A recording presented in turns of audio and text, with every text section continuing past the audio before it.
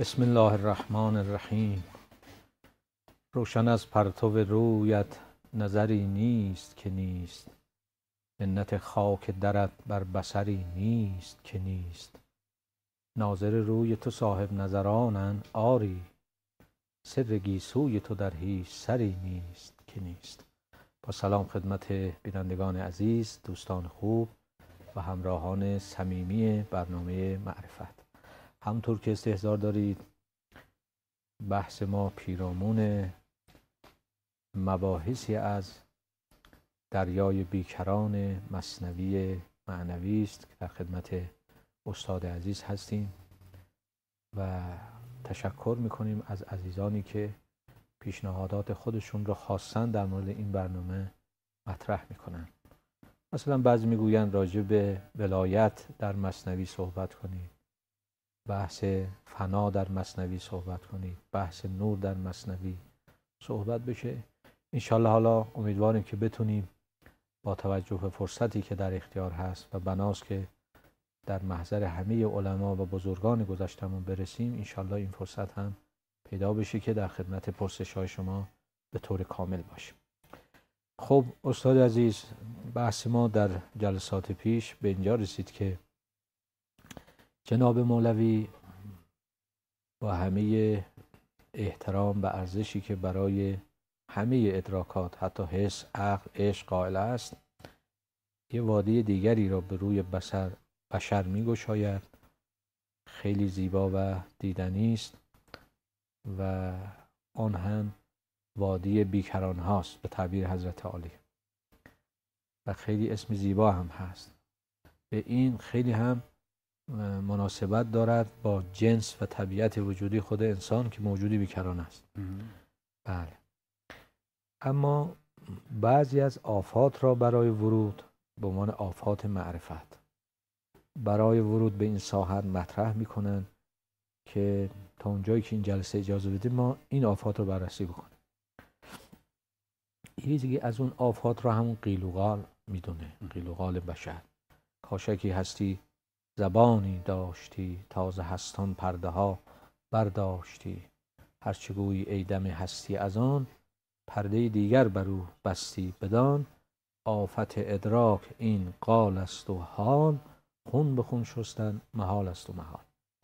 یکی از آفات را قال و حال میدوند. آیا اینجا مراد اینی که مثلا ابزار شناخت که عقله باید عقل رو شناسایی کنه؟ البته این بحثا رو حضرت علی فرمودین که عقل هم باید، معقولات هم باید با عقل شناسایی بشه. اگه اینه پس چرا خون با خون؟ مراد از این خون با خون چیه؟ بله، بسم الله الرحمن الرحیم. خب همینطور که اشاره فرمودید و ما رو کم کم دارید به عالم بیکرانگی میخواین ببرید. البته رفتیم استاد و میدونید که رفتن یا نزدیک شدن به عالم بیکرانگی بسیار دشواره و خود مولانا غواص این دریاست واقعا. ببینید خیلی نکته خوبی رو شما اشاره فرمودید که آسیب معرفت، یعنی باید ما هر چیزی رو بشناسیم ولی خود شناختن رو هم بشناسیم. هر چیز آسیب داره. شما هر چیز رو آسیب شناسی میکنه. امروز آسیب شناسی خاک، آسیب شناسی جامعه، آسیب شناسی عرض کنم حضورتون که نبات، آسیب شناسی جماد و این آسیب شناسی میکنه. جزء لاینفک هر علمی. هر چیزی آسیب شناسی داره و آسیب داره. هر چیز آسیب داره در این عالم. عالم آسیب هم هست. این عالم که عالم تکامله از درون آسیب ها میگذره. بنابراین آسیب شناسی مهمه که ما آسیب ها رو بشناسیم. اما خود معرفت که داره آسیب ها رو میشناسه، خود معرفت هم دچار آسیب میشه و این مهمه. البته حالا این حرفیست که مولانا داره مطرح میکنه، ولی بعدها چند قرن بعد از مولانا فیلسوف معروف مغرب زمین کانت، ایمانوئل کانت، اومد یه مطرح کرد. اساس فلسفهش این بود که تا حالا ما جهان رو شناختیم با معرفت، جهان رو میخواستیم بشناسیم. فلاسفه سعی کردن جهان رو با معرفت بشناسن. حالا من میخوام معرفت، خود معرفت رو بشناسم. حرف اساسی کانت این بود دیگه. اگر دیگر فیلسوفان جهان رو میخواستن بشناسن با معرفت، من خود معرفت رو میخوام بشناسم. در واقع اپیستمولوژی رو میخوام جایگاهش رو معین کنم. یا آنتولوژی داریم، وجود شناسی، موجود شناسی و یا اپیستمولوژی که خود معرفت رو بشناسیم. خب طبیعیه که معرفت رو باید با معرفت شناخت. دوباره معرفت رو با چی میشه شناخت؟ با غیر معرفت که نمیشه شناخت. ببین حالا این من وارد فلسفه کانت نمیخوام بشم، اصلا ما کانتی هم نیستیم، با کانت هم فعلا کار نداریم، در جای خودش عظمت خودشو داره. میخوایم از مولانا صحبت کنیم که به زبان دیگری همین مسئله رو مطرح کرده که میگه ما آسیب‌های معرفت رو باید بشناسیم که خود معرفت‌ها آسیب دارن. مثلا همطور که شما اشاره کردید مولانا از حس شروع میکنه و برای حس عظمت قائله، بعد به خیال و وهم و عقل و عشق و همطوری میره بالا، پرده در پرده تا عالم بیکرانگی. اما خود حس ضمن این که معتبره و پایگاه معرفته، اصلا معرفت از حس آغاز میشه، هرچی میره بالا، اگر کسی توجه نداشته باشه و در مرحله حس متوقف بمانه یا حسشو درست به کار نبره، ذائقه‌اش آسیب ببینه یا درست نگاه نکنه. ببین خود درست نگاه کردن یه مسئله است که ما خوب ببینیم، یا درست نشنود. خود شنیدن یه مرحله است که ما درست بشنویم حرفا رو. ما غالبا درست نمیشنویم حرفا رو. نه اینکه گوش منکر باشه، گوش منکر نیست، ولی شنیده ها رو با ذهنیت خودمون آغشته میکنیم. نمیتونیم از خودمون فاصله بگیریم حرف طرف خوب گوش کنیم. با خواسته از دید خودمون نگاه میکنیم به چیزی، بی‌طرف نگاه نمیکنیم. همطور در ذائقه، همطور در شامه، همطور در هر چیز. این یک خطره برای حس. خطره دیگه این که در این مرحله باقی بمانیم، سعی نکنیم بریم بالاتر. این خودش یه خطره. و همون اندازه که حس هدایت کننده است و ما رو به تعالی میرسانه، اگر متوقف شدی یا خطا مرتکب شد یا درست به کارش نبرده ابزار حسی رو، میتونه آسیب ایجاد کنه براش. همطور خیال. مثلا خیال خیلی پرش داره در انسان. بعضی از بزرگان اهل معرفت مثل ابن عربی میگه عالم خیال بیکرانه است. مثلا عالم خیال اینقدر گسترده است که پایانشو کسی نمیتونه کجاست. و بشر چقدر با خیال کار میکنه. تمام افسانه ها، افسونه ها، اسطوره ها، اشعار، عالم خیال لایتناهاست. بارها این شعر تو همین مجلس من خدمت شما خوندم. حافظ خیلی متوجه گستره عالم خیال بوده. میگه گفتم که بر خیالت راه نظر ببندم، گفتا که شبرو هستی از راه دیگر آید. ما اگه گرفتار خیال بشیم، هر چی بخوایم از یه خیال فرار کنیم به یه خیال دیگه پناه میبریم، از یه خیال به خیال دیگه. اصلا رها شدن از چنگ خیال خیلی مشکله، مگر به دامن عقل پناه ببری. هر دم از روی تو هزدم بزند نقش خیال. نقش خیال. خب این خیال خیلی میتونه گسترده کنه آدم رو. البته خیال خیلی عظمت داره و میتونه افق دید شما رو وسیع کنه. هرچه شما گستره خیالت وسیع‌تر باشه، توان ادراکت بیشتره.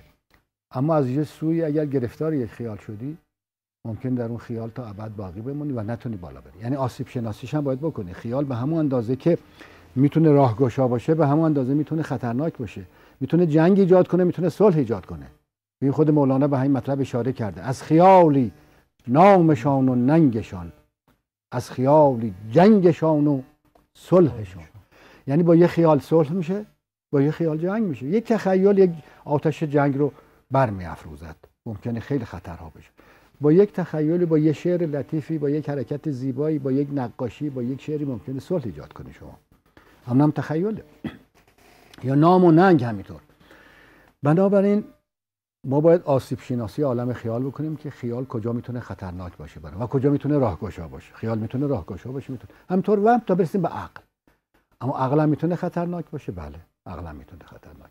عقل به همون اندازه که هدایت میکنه ما رو، میتونه ما رو گرفتار کنه. اگر شما در یه عقلی متوقف موندی، مثلا عقل اقتصادی عقله، و شما اقتصاد خودتو و جامعه رو که درست بکنی، خب جامعه خیلی میتونه پیش بره، رفاه اقتصادی خیلی موجب پیشرفت انسان میشه. اما اگر چنانچه فقط در اقتصاد اندیشیدی و به چیز دیگری نیندیشیدی و از اقتصاد نتونستی فراتر بری، در این محدود باقی مونده، این آسیب میشه برای شما. بنابراین خود عقلم باید آسیب شناسی کنیم و البته آسیب شناسی کنیم با خود عقل. حتی عشق راه سالک است به سوی حقیقت، به سوی حق تبارک و تعالی. ولی عشق اگر گرفتار شد به یک موضوع معینی، یکی عاشق، حالا عاشقم معشوق‌های مختلف دارن اشخاص دیگه. بله خب حالا مجنون عاشق لیلی، یکی عاشق پوله، معشوقای کاذب. معشوق‌های کاذب هم نی، صادقه، اما این محدوده داره. یعنی کسی که پول میخواد پول کاذب نی، پول دیگه، پول کار پول ازش میاد. اما این عاشق رقم، بالا بردن رقم پول هاست، یه رقم بانک بره بالا. این عاشق ها اصلا جز بالا بردن رقم پول چی نمیفهمه. این عشق میورزه به این کار، شب و روز اصلا داره کار میکنه برای این بردن این رقم بالا. من نمیگم این بده، اما اگه شما غیر از این هیچی نفهمیدی، این خطر نیست برای شما؟ اگه در این محدوده تا آخر عمرت باقی موندی، خطر نیست؟ هم زندگی تو برباد دادی و هم راه سلوک تو بستی. بنابراین اینا آشیب. پس عشق هم میتونه خطرناک باشه به همون اندازه که میتونه هدایت بکنه. تا میرسیم اونی که مولانا در شعرش برده، قال و حاله. توجه بفرمایید. حالا قال به آدم در گفتار و وراجی بکنه، حرف بزنه، خب یه گرفتاری داره. سخن، قال سخنه. این قالی که مولانا میگه سخن گفتن به همون اندازه که هادی است، هدایت میکنه و همه چیز در پرتو سخن حاصل میشه. هدایت ها، راهگشایی ها. یک جمله میدونی که گاهی راهگشا یک قومه، یک ملته، یک جامعه بشری، یک جمله، حتی یک جمله. همین سخن میتونه خطرناک باشه، گمراه کننده باشه. به همون اندازه که هادی است، به همون اندازه مضله. باید سخنها رو آسیب شناسی کنیم تا برسیم به حال. حال چطور؟ حال که دیگه صادقه. آیا در حال خطر نیست؟ چرا؟ در حال هم خطر هست. مرتب ما باید آسیب شناسی کنیم. مولانا میخواد بگه از حال هم خون به خون شستن. میگه اگه شما بخوای با قال حال درست کنی یا با حال قال درست کنی، اگر اونم آلوده باشه قالم آلوده میکنه، اگه قال آلوده باشه حال آلوده میکنه. خون رو به خون میشور. اگه یه خون اینجا هست میخوای تطهیر کنی، یه مقدار خون بیابی روش، اینکه آلوده تر میشه، بدتر میشه. خونو که با خون نمیشه شست، که با آب باید خون بشویی. ولی شما حالا یک ظرف بزرگ خون بیار، این قطره خونی که مثلا به لباست به بدنت هست بشور، نمیشه، خب آلوده تر میشه. بنابراین ما باید آسیب شناسی حال و قال بکنیم و در یک کلمه، البته اگر هر کدوم اینا منحرف باشن منحرف کنندن، ولی اونی که به طور عام من میتونم ادعا کنم، چون هر حالی یه خطر خودشو داره، هر قالی خطر خودشو داره. اینا موضعیه. باید بگیم این سخن من چه خطری ویژه داره، این حال من چه خطری ویژه داره، چه مزیت‌های خوب داره. اینا رو باید شناسایی کنیم. همه اینا با عقل و ادراک البته. اما یه چیزی که عامه و من میتونم الان به طور کلی بگم که شاید شنوندگان محترم ما بتونن استفاده کنن، میخوام بگم محدودیت در هر حال خطره. اگه در یه حالی موندی و دیگه از این حال نمیخوای بری بیرون، فقط همین حالو دوست داری، حالی بالاتر از نمیشناسی، این یه خطره. اگر در یه قالی، در یه سخنی و حتی در یه فکری محبوس شدی، زندانی شدی و دیگه از این فکر نمیخوای خارج بشی، اصلا تعالی دیگه دوست نداری. در جلسه گذشته عرض کردم ایمان تعالیه، بالا رفتنه. حتی ایمان اگه تعالی توش نباشه شما موندی، در جا زدی. و اون حدیث هم بارها اینجا خوندم که حضرت مولا علی علیه السلام فرمود وای به کسی که 2 روز شکستان باشه. 2 روز هم یعنی 2 لحظهش، روز یعنی نه 24 ساعت. 2 لحظه انسان مساوی نباید باشه، همیشه انسان باید تعالی داشته باشه. اگر محبوس مونی در یه حال یا در یه قال، مرز وجود شما همینه. ببین این حرف مولانا 800 900 سال پیش گفته به این زیبایی. امروز فیلسوفان تحلیلی، شما میدونید که یکی از نهله‌های مهم فلسفه در مغرب این فلسفه‌های تحلیلیه، با شعبه‌های مختلفی که داره. مثلا یکی از بزرگترینش مثلا ویتگنشتاینه که تو فلسفه تحلیلی کار کرد. ویتگنشتاین یه حرف عجیبی میزنه و حرف درستی. ببین چی میگه؟ میگه مرز وجود انسان مرز اندیشش، یعنی مرز سخنش. من اگه شما رو بخوام مرز وجودی شما رو بشناسم، مرز وجود شما تا کجاست، ساحت اندیشه شما رو بررسی میکنم و سخن شما رو میشنوم. یک کسی سخنش در حد خوردن و پوشیدنه، این مرز وجودش همینه، پوشیدنی ها، خوردنی ها، این وجودش همین محدوده رو داره. یک کسی سخنش هی فرا میره، هر چه سخن شما که ظهور اندیشه شماست، اون سخن شما نشان دهنده اندیشه شماست، هر چه سخن شما فرا میره اندیشه شما پیداست فراتره، مرز وجودی شما بیشتره. وقتی که شما از عظمت لایتناهی حق صحبت میکنی، جهان شما خیلی گسترده است، بیکرانگی شما خیلی زیاده. من با سخن شما به اندیشه شما پی میبرم و اندیشه شما مرز وجود شما رو نشون میده. مرز ما مرز جغرافیایی نیست، سیم خاردار نیست بین من و دیگران. بین شما و دیگران سیم خاردار نکشیدن. مرز سیم خارداری ما نداریم، مرز جغرافیایی نداریم، مرز سیاسی نداریم، اما مرز اندیشه‌ای داریم. مرز شما رو اندیشه شما تعیین میکنه. این چیزی که فیلسوفان تحلیلی امروز میگن. ولی بسیار زیباتر و پرمعنی‌تر از این قرنها قبل از این مولانا در همین اشعار بیان کرده. میگه آسیب شناسی کن. اگه در این مرز محدود موندی شما آسیب دیدی. حالا اجازه بده یک بیت از مولانا غیر از این ابیات که شما خوندی من بخوانم. ببین چه کرده این مرد. میگه هین سخن تازه بگو تا دو جهان تازه شود. هین سخن تازه بگو تا دو جهان تازه شود. وارهد از حد و جهان بی حد و اندازه شود. هی تکرار نکن حرف تو، هی در یه اندیشه معین متوقف و محبوس باقی نمون. سخن تازه بگو یعنی اندیشه نو بیار. اندیشه نو که آوردی سخن تازه میگی. اندیشه نو که آوردی و سخن تازه که گفتی جهان تو تازه میشه تا دو جهان تازه شود. هم این ملکت هم ملکوتت، چون از ملکوت میاد سخن شما. هم ملک شما وسیع‌تر میشه هم ملکوت شما وسیع‌تر میشه. وقتی اندیشت وسیع شد، سخنت گسترده تر شد، یعنی از نظر معنی جهان تو وسیع‌تره. بعد ببین در مصرع ثانی چی میگه. سبحان العظیم. وارهد از حد و جهان بی حد و اندازه شود. حد شما سخن شماست. میتونی به جایی برسی که این حد رو بشکنی، یعنی حتی از قال فرا بری. این 2000 من و ما. این 2000 از قال دیگه فرا بری. وقتی از قال از مرز رو شکستی، از مرز قال و گفتن فرا رفتی، وقت جهان بی حد و اندازه میشه. دیگه ما نمیتونیم برای جهان حد و اندازه معین کنیم. تا هین سخن تازه بگو تا دو جهان زنده شود، تازه شود. وارهد از حد و جهان بی حد و اندازه شود. وقت جهان شما لایتناهاست. اینا آسیب شناسی است که مولانا میکنه، یعنی در محدوده باقی نمان. هی برو و هی برو و همچنین به پایانش مرس. خب بسیار خوب استاد. خود آب هم اگر راکت بمونه متعفن میشه. اما موج وقتی داره حرکت داره همیشه زنده است. زلال و شفاف و تازه هست و هم کام دیگران را از تشنگی سیراب میکنه. یه جمله من اضافه کنم بر فرمای شما. آب اگر محدود باشه و راکت باشه متعفن میشه. اما دریا حتی اگه موجم نزنه، البته دریا همیشه موج داره، اما دریای اقیانوس کبیر هر چه سالها بمونه متعفن نمیشه، برای اینکه بیکرانه است. اما آب محدود، آب حوض، آب دریاچه، آب یک شط که محدود است، اگر مدتی باقی بمونه و اتصال به جای دیگه نداشته باشه متعفن میشه. اما اگه بیکرانه شد متعفن میشه هرچی بمانه؟ نه. جناب مولوی همونطور که آفات و آسیب ها رو مطرح میکنه داروهاش هم ارائه میده. مثلا میگه که حس آفت دارن، رو حضرت علی فرموده. میفرماید حس دنیا نردبان این جهان، حس دینی نردبان آسمان. صحت این حس یعنی حس دنیا جویید از طبیب، صحت اون حس بخواهید از حبیب. خیلی یعنی در واقع دینگرایی جناب مولوی را نشون میده.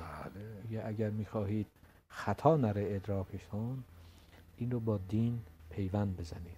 خیلی باید از ساحت دینگرایی مولوی هم دفاع کرد. و دین رو با معرفت. دین رو با معرفت. که دین در نظر او عین معرفت. بله دین ما که این معرفت ما گفتیم. دین مولانا دینی که ازش صحبت کنه عین معرفت. عین معرفت. بله. که میفرماید اونجا هم که عرض شد خدمت عزیزان که ما مراتب عقل رو گفتیم و عقل جزئی و عقل زمینی و عقل معاش و رسیدیم به عقل ایمانی که عقل ایمانی چو شحنه عادل است، پاسبان و حافظ شهر دل است.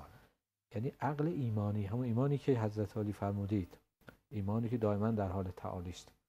بنابراین عقل هم اگر با ایمان گره بخوره میتونه از آفت نجات پیدا کنه. حالا مثل که باید یه میان برنامه رو ببینیم. من دوباره طرح سوالمو بعد از میان برنامه ادامه بدم.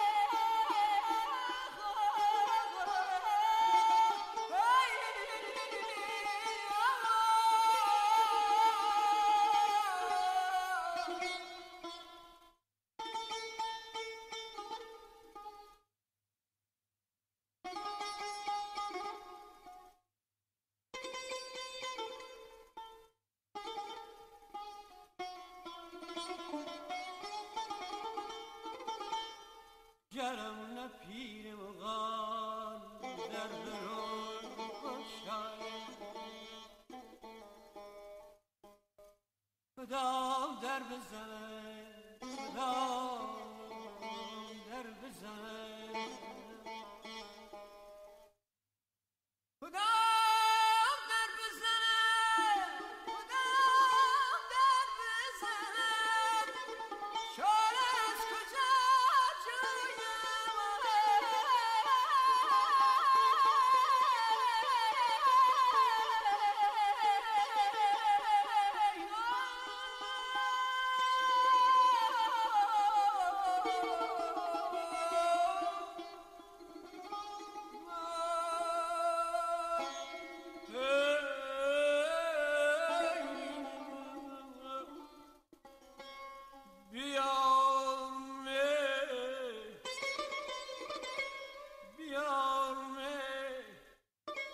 فتوای حافظ از دل پاک مبارزه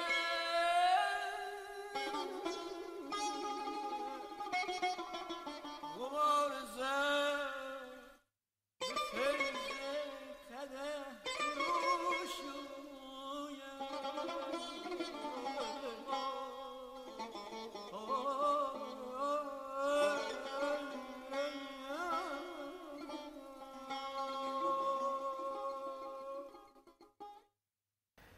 خب استاد عرض شد که جناب مولوی همطور که آفات معرفت رو مطرح میکند راه نجاتش هم میگه، مداوا شد که عرض کردیم برای اینکه حس شما آلوده نشه، ادراکات حسی شما، این رو با دین گره بزنید، عقلتون رو هم با دین گره بزنید و عشقتون رو حتی همینطور. عشق لاابالی ما نداریم در عرفان اسلامی. فرق عشق و عرفان اسلامی با بقیه عشق‌ها و مکاتب دیگر به اصطلاح حتی عرفان‌های کاذبی که امروز رواج پیدا کرده اینی که ما اصلا عشق متعهدیه، عشقی که تازه ما رو به وادی بیکرانه ها میبره. جناب مولوی خیلی عشقش متعهده، در اینی که عارف هم هست اینش. یا آفتی که شما فرمودید راجع به قال و حال که خون به خون شستن محال است و محال، اینا همه رو در کنارش گرایش به دین را ارائه میده تا جایی میرسه به خود خدا. که اون جلسه حضرت علی فرمودید که به هر حال اکتناح ذات هم هستی تو فلسفه و کلام ما، اون حریم غیب الغیوبی رو هیچی نمیتونه وارد بشه. ولی جناب مولوی اینجا داره یه مقدار جسارت به خرج میده که اینجا رو اگر با اون معیارها، یعنی آفتها رو همه رو کنار بزنی، یعنی محرم اسرار بشی، دیگه اون وعده هم تحقق پیدا میکنه. اعرف الله، اتفاقا من حدیث هم داریم، عرف الله بالله، اعرف الله بالله، بله. رسول به رساله، بله.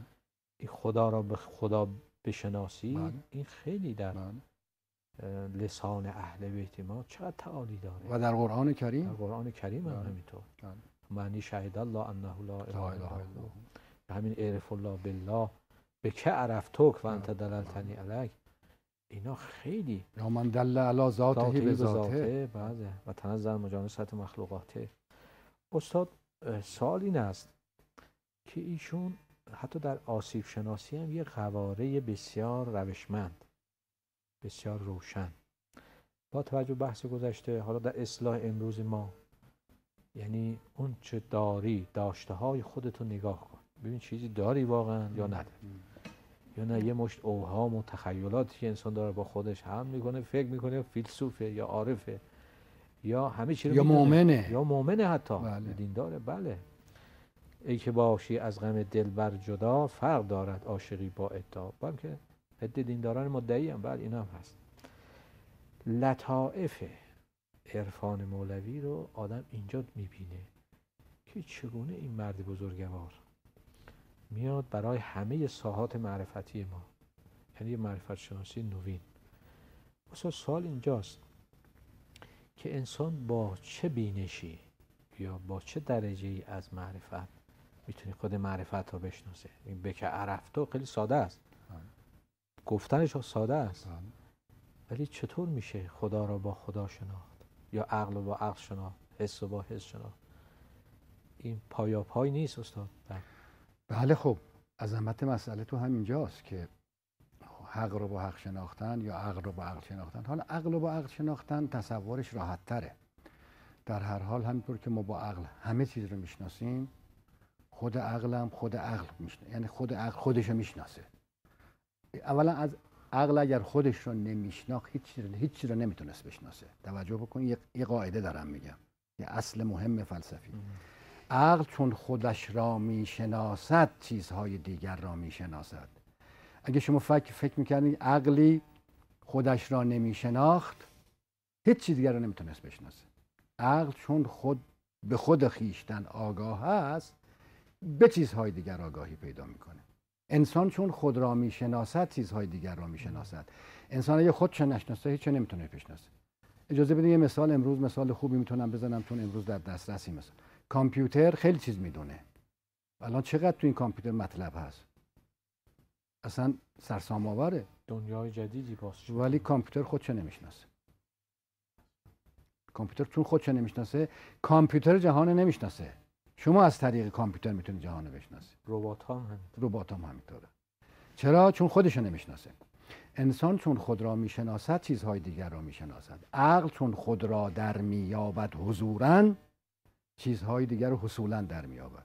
پس عقل را، اینکه عقل خودش به خودش بشناسد، تقریباً تصورش یا درکش خیلی مشکل نیست.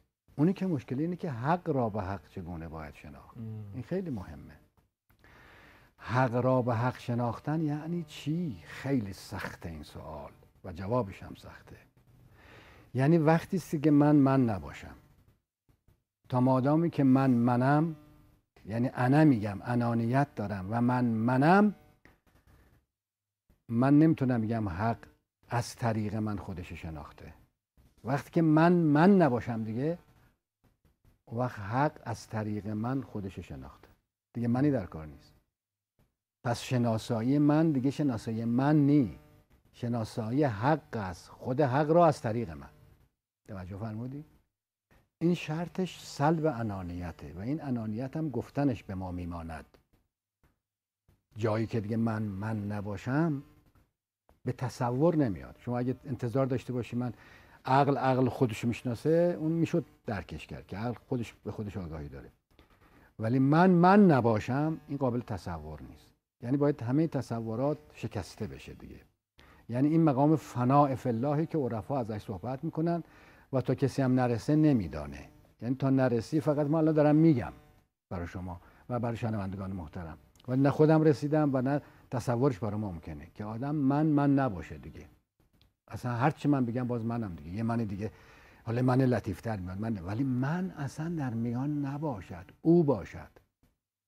وقتی میگم من یعنی او، من میگم اما یعنی او، یعنی حق، یعنی جز حق نبینم، یعنی جز حق نشنوم.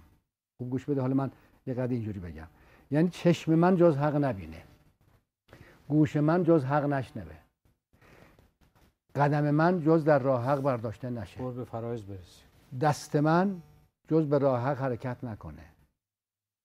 وقت این ید الله هست و عین الله هست و وجه الله هست و اذن الله هست. وقت اون حق رو با حق میشناسه. اون حضرت مولا امیرالمومنینه. احسن. حضرت مولا عین الله هست، چشم خداست. اذن الله، لسان الله، وجه الله. یه روایتی بر شما نقل کنم، اجازه بدین روایت نقل کنم اگه وقتی باشه. این ما که محب اهل بیتیم و محب امیرالمومنین، ما عاشق حضرت امیریم، میگیم چه بسا میگن که ما چون عاشقیم حرفا میزنیم. یه روایتی هست خیلی مهمه. اون روایت اینه، به مضمون من نقل میکنم، این روایت حالا سالها قبل خوندم در روایت، ولی به مضمون روایت اینه که کسی در کعبه در حال طواف یه خطایی کرد، یه خطای مرتکب شد. یه کسی رفت شکایت کرد به خلیفه دوم عمر بن خطاب. اون که خطا کرد حضرت یک تنبیهی کرد او رو، اون شخصی که مرتکب خطا شد در طواف، حضرت او رو تنبیهش کرد، تنبیه مختصری که نکنی خطا رو. اون رفت پیش خلیفه هم در حال طواف بود که حضرت امیر من تنبیه کرده، شکایت کرد از حضرت مولا به خلیفه دوم که حالا حضرت انتقام، یعنی عمر انتقام بگیره از حضرت. عمر سکوت کرد، گفت یا خلیفه من شکایت دارم از حضرت مولا امیرالمومنین، این به من تنبیه کرده. گفت خلیفه چه بگوید؟ وقعت علیک عین الله و لطمتک ید الله. این تو القدیر هست این حدیث. گفت چشم خدا بر تو افتاده و دست خدا تو رو زده. حالا من چیکار کنم که خلیفه دومم؟ تو سها ستم هست. بله تو سها هم. ببین وقتی که او داره میگه، خلیفه دوم داره میگه وقعت علیک عین الله و لطمتک ید الله، چشم خدا تو رو دیده، دست حالا من چیکار کنم در این وسط؟ این مقام فناست. اینجا دیگه آسیب نیست. یعنی اینجاست که شما پرسیدی که حق رو با حق شناختن چگونه؟ این گونه میشه. مولا گفت که اونجا مهمتره که برای اینکه طوافت با اون گناه باطل نشه، همین من تنبیه کردم که دیگه تو طوافت سالم که از اونم از راه مرحمت بود و محبت بودی. خب خود علی هم میدانست که عین الله هست. همینطوره که میدونست. بر این اجمالی است به زبان الکن ما، خیلی زیبا، در این که حق تعالی رو به حق تعالی چگونه میشه شناخت. خیلی خیلی مهم. اما نکته‌ای وقت داریم که بله، نکته شما در اون شعر مولانا، من اون وقت می‌خواستم بگم وقت فرصت نشد، وقت گذشت، که فرمودین که انسان متحد، عقل متحده و عقل مانند شحنه عادله. من اینجا نکته خواستم عرض کنم که مهمه. آقای لاریجانی، بدون عقل عدالت معنی داره؟ خیر. جایی که عقل نیست عدل یعنی چی؟ عدل معنی نداره، هیچ معنی نداره. ولی عقلم بدون ایمان نمیتونه. عقلم و ایمانم بدون عقل نمیتونه باشه. ایمان بدون عقل معنی داره؟ ها؟ خیر. پس حالا ایمان از لوازم عقله یا عقل از لوازم ایمانه؟ اینم من به شما بگم. خب عقل از ایمان از لوازم عقله. بسیار خوب. ما عقل در خدا رو بسیار خوب، ما همینجا میخوایم برسیم. هم عدل و هم ایمان حجت باطنی خدا از لوازم پیغمبر باطنی، حجت بالغه خداوند عقل، حجت بالغه حق تعالی. بالغه یعنی چی؟ یعنی حجتی از عقل بالاتر نداریم. یعنی ایمان اثر مستقیم عقله، یعنی عدل از ویژگی های عقله. اونجا که عقل نیست عدل بی معنی است، اصلا از عدالت نمیشه صحبت کرد. مولوی هم عقل ایمانی میگه، عقل ایمانی و عقل عدل گفت اینجا. گفت همچو شحنه عادل است. عقل ایمانی چو چو شحنه شحنه عادل عادل است. است. بله، یعنی عقل است که عدل رو میفهمه. عدل هر ایمان چیزی رو رو در می‌فهمه. جای خود قرار دادن است. مگه تعریف عدل چیه؟ وضع الشیء فی موضعه. وضع کل شیء فی موضع، یعنی هر چیزی رو در سر جای خودش بگذاری. هر چیزی رو در سر جای خود قرار دادن، تشخیص جا و قرار دادن اون شی در جای خود کار کیه؟ عقله. کار عقله. اگر عقل نباشد، عدل بی‌معنی ترین کلمه است در فرهنگ بشری. عدل از ویژگی های عقله و ایمانم لازمه لاینفک عقله. اگر شما دید عقلی به ایمان گرایش نداره، این عقل منحرفه. بله احسن. بله، عقل گرفتاره. ببین اینا همه چنون مثل شیر و شکر به هم درآمیختن که تشخیصش خیلی مشکله و بنابراین سرانجام باید به عقل که حجت الهی است و حجت بالغه حق تبارک و تعالی است برگردیم و بگیم خدایا سپاس میگوییم و شکر میگوییم تو را که بهره از عقل نصیب ما کردی. هیچ نعمتی در عالم هستی بالاتر از نعمت عقل خدا نیافریده است. سلطانی بالاتر از وهم نیست سلطانی بالاتر از عقل که معزول نمیشه با آن عقل. هرگز معزول نمیشه. حرفی است که ابو حامد غزالی گفته، چقدر زیبا گفته. با همه این که ضد فلسفه بود، با عقل سر سازگاری داشت. چون فلاسفه رو بعضی جاها منحرف میدونست. میگه عقل سلطانی است که تو مقدمه الاصفا داره، هرگز معزول نخواهد شد. چه کسی میتونه عقل رو معزول کنه؟ به من بگو. خود عقل. خود عقل مگر که خودشو معزول کنه که عزل خود عقل هم باز سلطنت عقله. اگر عقل خودشو معزول کرد، باز یه نوع سلطنت اعمال کرده، باز داره سلطانی میکنه در عزل خودش. اصلا سلطنت ملک تلق عقله. آدم به غیر عاقل سلطان نیست، توهم سلطنت داره. آدم که عاقل نیست توهم سلطنت داره، توهم فرمان فرمایی داره، در وهم خودش گرفتاره. سلطان واقعی و فرمانروای واقعی عالم هستی عقله. حضرت ملا ما رو به یاد کلام نورانی جناب ملا صدرا انداخته آقای استاد. ایشون در شرح حدیث معروف ان لله علی الناس حجتا ظاهره و حجتا باطنه، که اون حجت باطن رو عقل میدونه، میگه اون حجت باطن همون نورانیت عقله. بله. که جل علا حضرت حق تعالی در او تجلی میکنه. بله. لذا ماهیت عقل هم ایشون نور میگیره. نوره. که شیخ اشراق. بله بله. نخستین تجلی حق تبارک و تعالی در عقله. نخستین تجلی حق تبارک و تعالی در عقله و سایر تجلیات هم در پرتو عقل معلوم میشه. لذا میگه تعمدن رسول خدا فرمود اول ما خلق الله العقل و اول ما خلق الله نوری. همون نور همون عقله. همون نور هم. خیلی زیبا استاد. نکته لطیف حضرت عالی این بود که بله انسان عرف الله بالله هست، اما این رو باید به مقامی برسه انسان که به مقام فناء فی الله از انانیت عدول بکنه. درست هم هست که جناب مولوی هم داستان لطیفی دارد اینجا که معشوق میره در خانه یار رو میزنه، گفت بر در کیست؟ گفت من. گفتش برو هنگام نیست، بر چنین خانی مقام خام نیست. بله. چون تویی تو هنوز از تو نرفت، سوختن باید تو را در نار تفت. میره بعد از 1 سال خودشو میسوزون، همون فرمایش حضرت عالی انانیت رو میسوزون. بعد میاد دوباره در میزنه، گفت بر در کیست؟ گفت یارش که بر در کیست آن؟ گفت بر در هم تویی ای دل ستان. گفت اکنون چون منی ای من درآی، نیست گنجای دو من در یک سرا. هم جمله حضرت عالی. دو من در یک سرا. بعد نتیجه میگه دانش این بود موقوف سفر، نایت این دانش به تیزی فکر. یعنی انانیت رو به شستی نمیتونی از خودت حذف کنی مگر اینکه سیر الی الله من اینکه سیر الی الله داشته باشه. ببین تمام کفر و ایمان که در تعارض و مبارزه حضرت کلیم با فرعون در یه واقعه رخ میده همینه. فرعون مظهر کامل انانیت بود. انانیت تمام در فرعون چهره گشود. چی میگفت فرعون؟ زبان حالشی بود، میگفت انا ربکم الاعلی.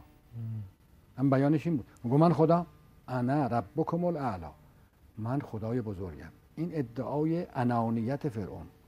حضرت موسی چه می‌فرمود؟ حضرت موسی کسی بود که در کوه دور فلما تجلی ربه للجبل جعله دکا. خر موسی دک کلمه دک یعنی مندک شد. چی مندک شد؟ انانیت. احسنت. اندکاک انانیت. اندکاک یعنی نابود شد. یعنی انانیتی برای حضرت کلیم باقی نماند. ولی فرعون تمام الانانیه بود. چون نماند خر موسی صعقا شد. حالا اون موسی خالی از انانیت که زبانش زبان الهی است، چون انانیت نداره، زبانش زبان حقه، و این فرعون انای مجسم، تجسم انانیت، روبرو شدن. سرنوشت همه انبیا همینه و تاریخ ادیان همینه، یعنی بی انانیتی انبیا و سخنان اولیا در مقابل انانیت های انسان. این خلاصه و اساره دعوت انبیا امیرالمومنین و اولیاست. یه جمله زیبایی هم ملا هادی داره، به عنوان حسن ختام اجازه بدی من خواهش میکنم بیان بکنم. بعد ایشون میفرماید که انسان وقتی که اعرف الله بالله رو داره معنی میکنه، از انانیتش خارج شد، میتونه ساحت ولایت اولیاء الله را، اهل بیت رو تازه درک کنه. با منم کسی ولایت مدار نمیشه. خیلی جمله زیبایی است.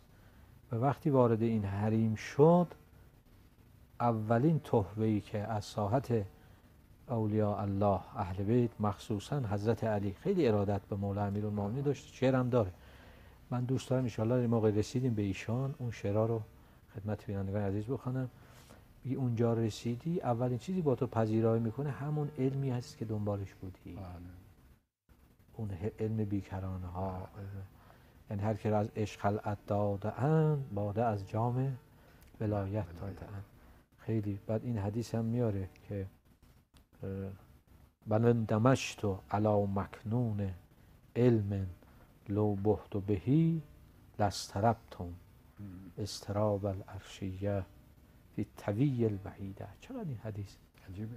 بله، این استراب شوقه، هیجانه، هیمانه. بله، بسیار خوب استاد. خب این جلسه هم که اون لپ مطلب، یکی از آفات مطرح شد و آفات همه معرفت ها برمیگرده به انانیت و هوا و هوس، و اگه انشالله اینا رو از خود برانیم، انشالله شراب معرفت رو از دست اهل بیت خواهیم نوشید. من ذره و خورشید جهانی تو مرا، بیمار تو ام طبیب جانی تو مرا. بیبال و پرم نمودی از غم، اما پرواز کنم که آسمانی تو مرا. تا دیداری دیگر به اتفاق استاد عزیز، با همه شما بینندگان خوب و صمیمی خداحافظی می‌کنیم و السلام علیکم و رحمت الله و برکاته.